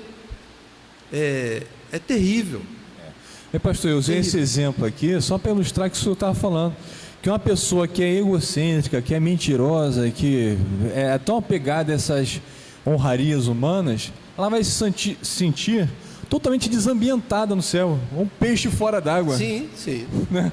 Imagina, você chegar numa roda para conversar e contar essa vantagem e ninguém vai achar graça disso. Exato, qual é a vantagem? É isso aí. Foi o que eu quis dizer mesmo, no sentido de todo mundo vai ficar rindo de você, porque todo mundo vai falar. A graça vai ser assim, ué, cara, que loucura. que você está querendo fazer, cara, você chegar no céu, lógico, a gente, por favor, nenhum pecador vai entrar no céu, mas a gente está fazendo uma figuração aqui, né? Como assim você no esquilo Era do Gelo, tem um momento que o autor brinca que ele chega como é que é o nome daquele continente que afundou na mitologia grega? Como? Qual é o nome? Um continente que afundou. Atlântida. E o esquilo chega no céu, só que o céu é Atlântida. Aí o esquilo chega lá, sai pegando tudo quanto é nozes, junta tudo. Aí o cara, né, o cidadão lá, vira para ele: não, meu filho, você não precisa disso, não precisa sair pegando tudo. E ele pega tudo, o egoísmo, né? Ele demonstrando o egoísmo, até que ele olha uma noz lá e quer pegar ela. Ele acha ela maravilhosa, ele vai destampa a noz. Na verdade, a nozes é que estava tampando o alagamento de Atlântida. Então, é um pouco assim. O sujeito chegaria no céu, lógico, por favor, a gente está cometendo aqui um pensamento muito louco, né? E fazendo uma loucura, mas seria isso, Fábio, não haveria lógica, não haveria ambiente, porque você se sentiu fora daquele ambiente, meu querido Fábio. Quando aquele cara falou aquilo, expressou aquilo, você falou: como assim, rapaz? Como assim? E é possível que muitos dos teus colegas tenham olhado para você e te tenham dito assim: o Fábio é um bobo. É um bocó. É um bocó. Rapaz, como é ilusório esse mundo, né? Não compreende que a força está em você, a força, a coragem, a valentia toda estava em você. Me senti no Skywalker agora, hein, pastor? Skywalker. A força está em você. A força está contigo. Mas a Bíblia fala, né, pastor, que o Evangelho é loucura para aqueles que perecem. É isso. E é poder de Deus para aqueles que creem, né? Então é bem isso daí, a inversão de valores ali nesse momento. A inversão de valores é claro, porque assim, o certo passa a ser errado e o errado é que é o certo. Então essa inversão de valores aí, o que me veio foi o seguinte: assim como nós vivemos a vida eterna a partir desse momento, alguns também vivem a condenação eterna a partir desse momento. É claro que ambas as posições podem se reverter, dada a posição do próprio homem de querer ou não, né, pastor? Por exemplo, aquele que está, esse seu amigo, conforme tu falou, que tomara que ele tenha mudado um pouquinho a cabeça dele, é claro que ele pode reverter isso, né? Simplesmente respondendo positivamente sobre aquilo que você falou, respondendo positivamente a Cristo, né? Agora, se ele não responder, ele está vivendo gotas da condenação eterna. Misericórdia, essas gotas aí, passa longe de mim. Amém. Então, a incredulidade, na verdade, ela vai se desdobrar em vários efeitos. Inclusive, um outro, que eu vou até pular o segundo aqui, que seria a frouxidão das implicações, que eu vou deixar para o último tópico, que o nosso horário já está indo embora, né? Mas seria o quê? O amor às trevas. O amor às trevas. As trevas aqui, Luciano, seria o quê? Seria a ideologia mundana, vamos colocar assim, né? É todo esse ensino que a gente aprende no mundo secular, né? O mundo é dos espertos, a filosofia de Gerson, né? Venha levar vantagem em você também. Eu puxei lá dos anos 70, hein, pastor? Bem, bastante. Isso aí eu aprendi com meu pai, tá, gente? Não é meu tempo não, mas meu pai falava sempre isso. Essa é a filosofia de Gerson. Venha levar vantagem em você também. Então as pessoas, assim, não é só no Brasil, isso é no mundo, né? É uma coisa inerente à condição, à natureza pecaminosa do homem mesmo, né? Querer levar vantagem, se dar bem nas situações, dar um jeitinho, né, para resolver uma questão, esse jeitinho. A vida fácil, né? A vida fácil. A vida fácil. Né? É o amor às trevas. E porque a pessoa que vive nas trevas, ela, como a palavra diz, né, oposição à luz, ela se esconde, ela não quer ir para a luz. Ela sabe que se tiver que fazer uma declaração do imposto de renda, vai ter que declarar tudo. Não, peraí, não, então não é legal isso não, vamos dar um jeitinho de passar para o outro lado, não passar debaixo da luz, porque a luz vai revelar a sua podridão, né? Tudo aquilo que não convém, né? É o amor às trevas, a filosofia mundana. Diz aqui, ó, as trevas, conforme a perspectiva bíblica, apontam para tudo aquilo que se opõe à luz da vida. O apego a essa influência obscurece o entendimento das pessoas e as priva da visão de Deus. Interessante, né? A pessoa é tão apegada que vai obscurecer o entendimento. É aquilo que a gente falou, até esse exemplo desse testemunho, né? A pessoa está tão acostumada a viver naquelas trevas, naquele comportamento de levar vantagem, que para ela não consegue entender a outra perspectiva de enxergar o próximo naquela situação. Não, ela não consegue se colocar no lugar do açougueiro como trabalhador. Só consegue ver a questão de levar vantagem. A Bíblia fala do entenebrecido pelo seu próprio entendimento. Mentes cauterizadas, insensíveis, entenebrecidos. O seu entendimento já está entenebrecido. É uma palavra interessante e forte, né, para explicar. O sujeito não enxerga mais nada. E não somente não enxerga, Fábio. A gente também tem que compreender e, infelizmente, tem o prazer de fazer o mal. Tem o prazer de andar nas trevas. Tem o prazer de fazer as coisas nas trevas. É deliberado, não é uma questão assim, meio que, sem querer eu aconteci. Essa é a vida cristã. Nós pecamos porque damos ainda vazão à carne, mas não é o nosso desejo. O nosso desejo e nos envergonhamos pelo nosso pecado. Essa é a vida cristã. Agora, essas pessoas, elas têm prazer no mal, em fazer o mal. Verdade, pastor. E um outro exemplo prático, assim, tão atual, né, que a gente infelizmente vê muito também no trabalho. Pessoas às vezes têm um celular que assim, tem uma senha e a esposa não tem acesso àquela senha.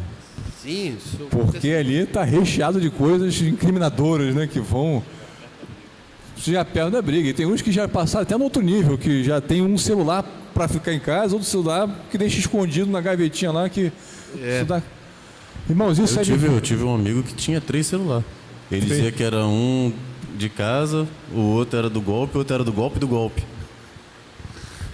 Isso é viver em trevas, irmãos. É viver em trevas. Você vive escondido, tem as coisas que você está... O pastor, nas pregações dele, fala assim, até aquela gavetinha que você não... Não, esse aqui eu não deixo Jesus chegar, não. Esse aqui é meu, esse aqui está guardado lá, está arquivado. Não pode ter isso, tá, irmãos? Fábio, sabe o que acontece com essas pessoas assim? São doentes. Doentes não no sentido da não responsabilidade pelas suas doenças, mas do resultado do seu comportamento.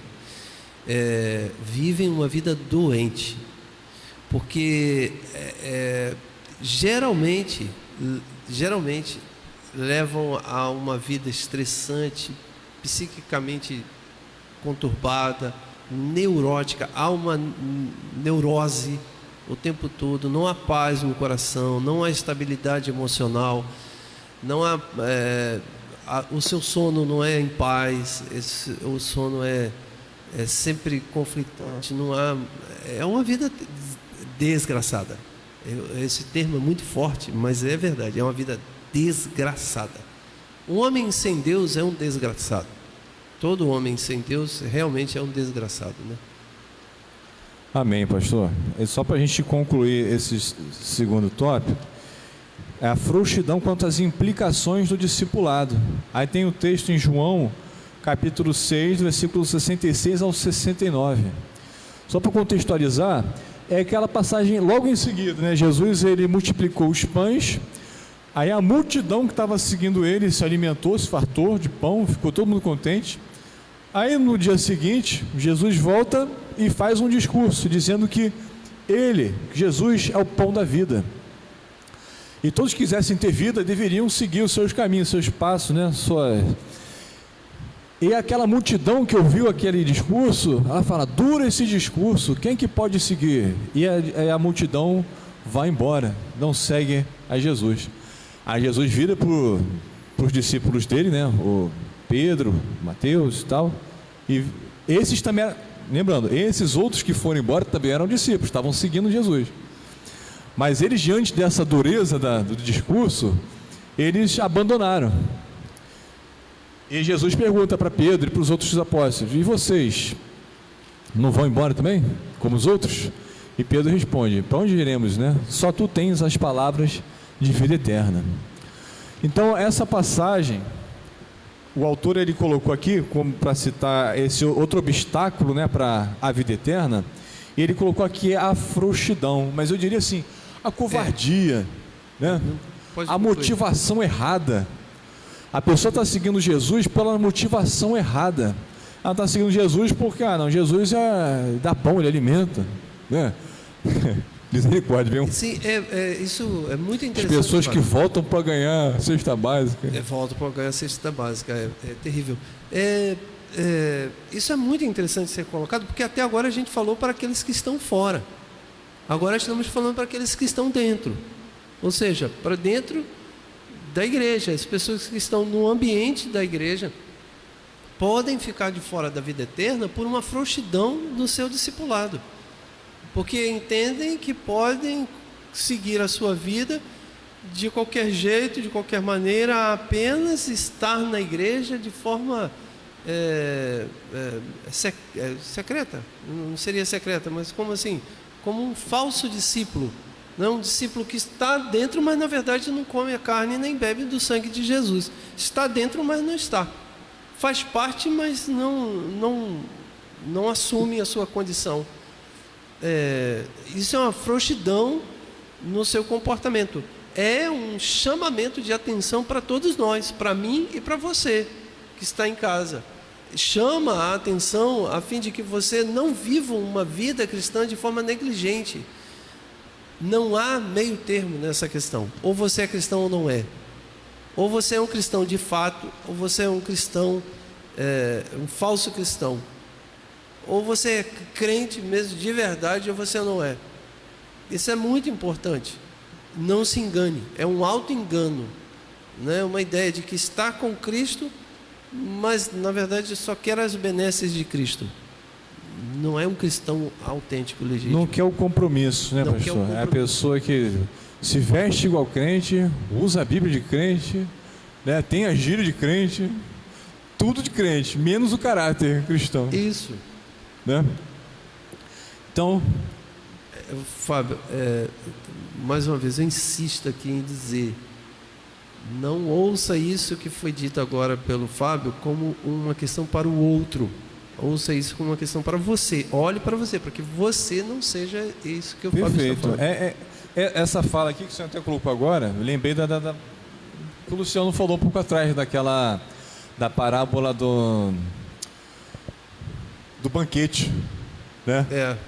Do que estava ali presente, dentro. Mas não estava com a túnica, ata a mão dele os pés e lança fora. Amém.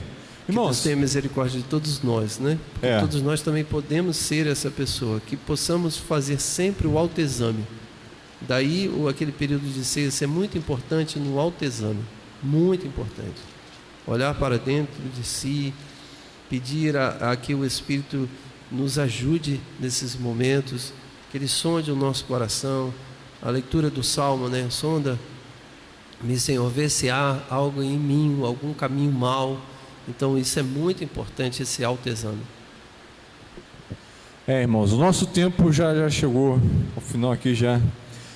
Vou pedir só para os irmãos terem um pouquinho mais de paciência de fazer as nossas considerações finais, e chegamos aqui na conclusão do nosso assunto de hoje. Semana que vem a gente continua falando sobre a vida eterna, tá? Então hoje nós falamos sobre as fontes da vida eterna, a fonte do Pai, o Filho, o Espírito Santo. Falamos sobre os obstáculos à vida eterna, a incredulidade, a frouxidão no discipulado, o amor às trevas, certo? E diante disso que foi comentado aqui nessa manhã, qual a sua perspectiva? O que você compreendeu? Ficou alguma dúvida?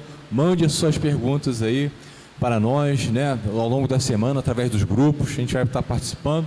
Semana que vem a gente vai estar concluindo essa questão da vida eterna, certo? Vamos falar sobre a experiência da vida eterna e as recompensas da vida eterna. O assunto da semana que vem promete também, tá ok?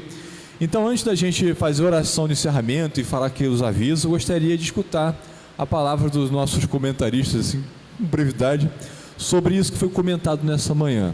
Paulo, por favor, suas considerações finais sobre a nossa conversa dessa manhã.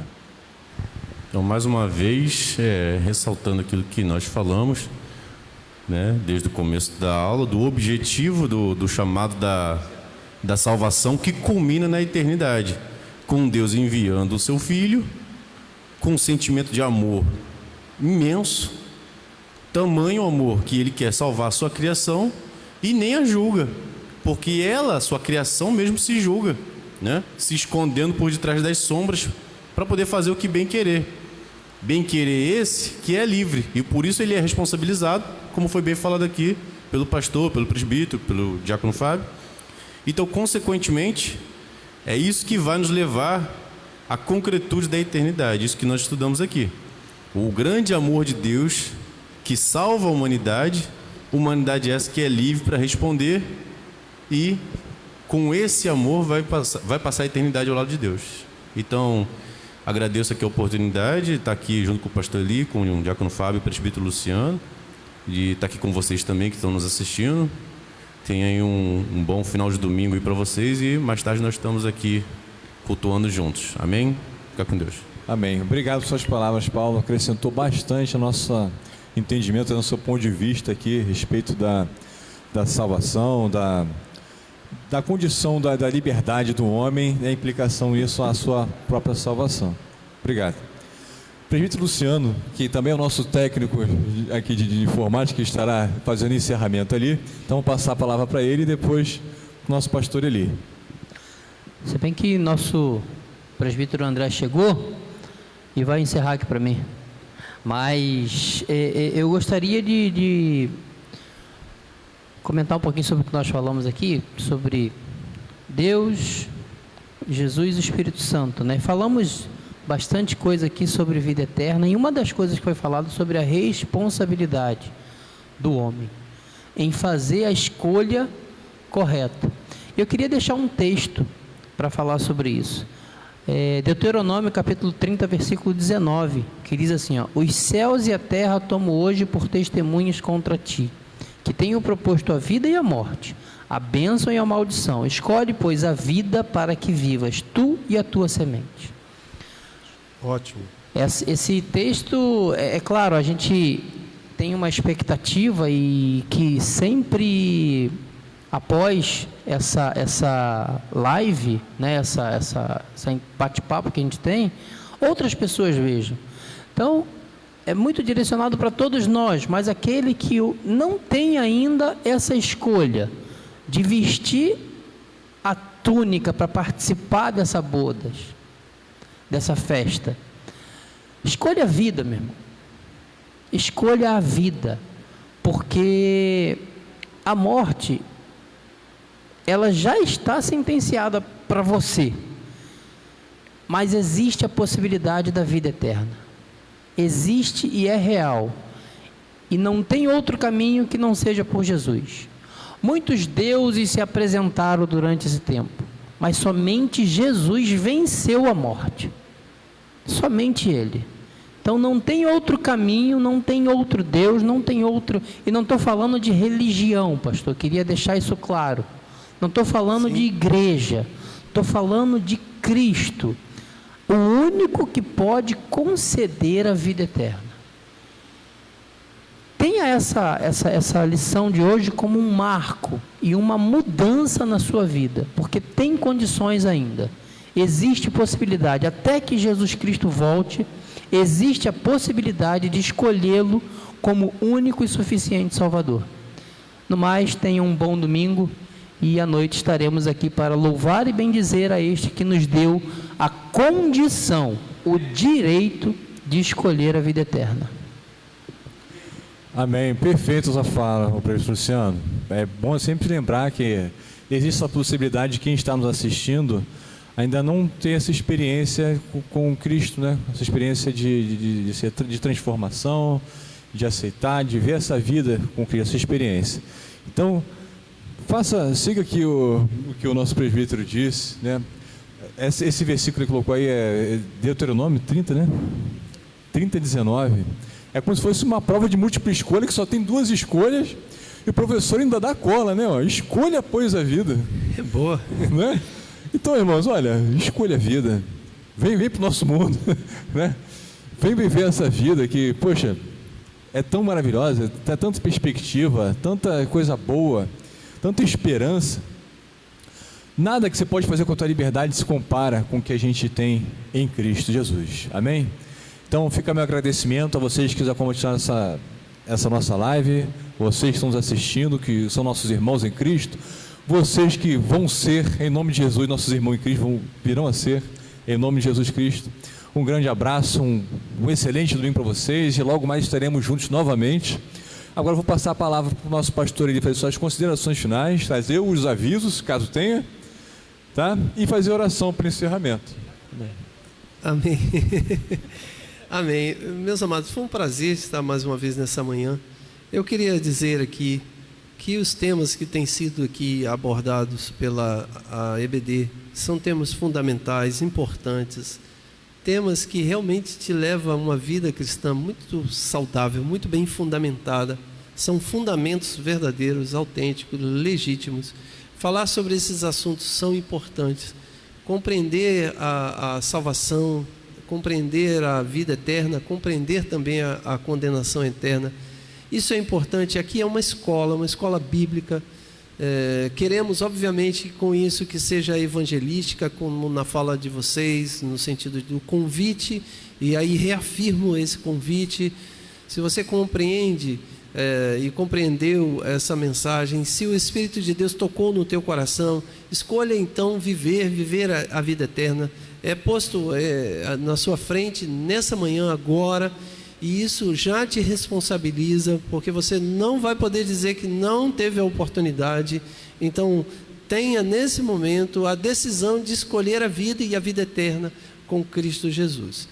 Mas para você que já tem a sua caminhada com Cristo, já se decidiu por Cristo, cresça no conhecimento, nos fundamentos da fé, na compreensão da vida eterna. Ficou alguma dúvida?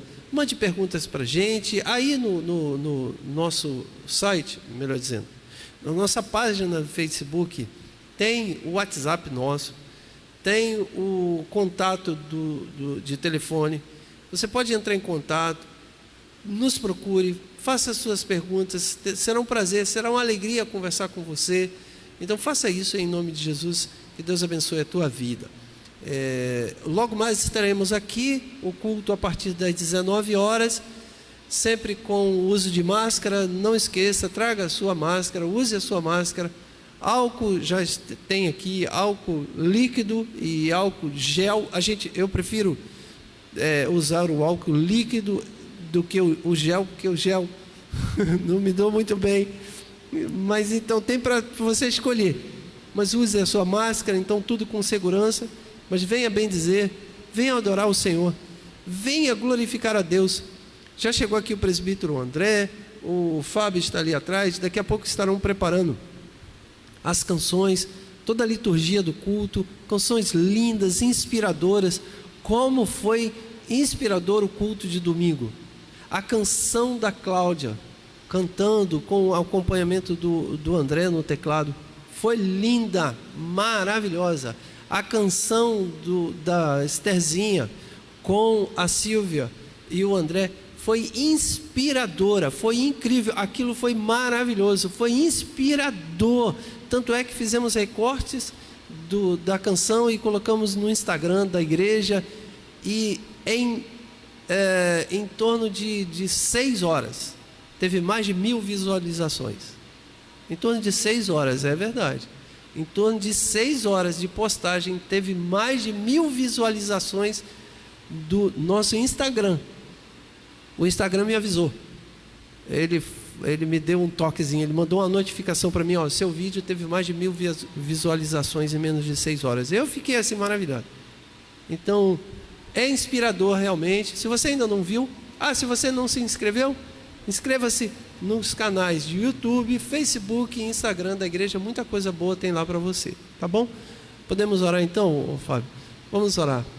Você que está em casa, curva a sua cabeça, feche seus olhos, ore conosco. Senhor, em nome de Jesus Cristo, nós louvamos ao Teu nome por essa EBD, pelos fundamentos na doutrina do Teu Filho Jesus, nos ensinos do Teu Filho Jesus. Muito obrigado por isso. Que seja selado no nosso coração pelo Teu Espírito que habita em nós. Sobre aqueles que ainda não se abriu para Ti, ó Pai, no nome de Jesus, pedimos que Teu Espírito trabalhe no coração, levando ao convencimento, pois só o Teu Espírito pode convencer o homem. Que assim seja, Senhor, no nome de Jesus. Nos dê logo mais um culto abençoado na Tua presença, inspirador, que possamos sair daqui, ó Deus, crescendo na graça e no conhecimento, e inspirados pelo Teu Espírito. Leve-nos em paz debaixo das Tuas mãos, é a oração que fazemos, no nome santo de Jesus Cristo. Amém, amém. Deus abençoe, meus amados, fiquem com Deus, até semana que vem. Tchau!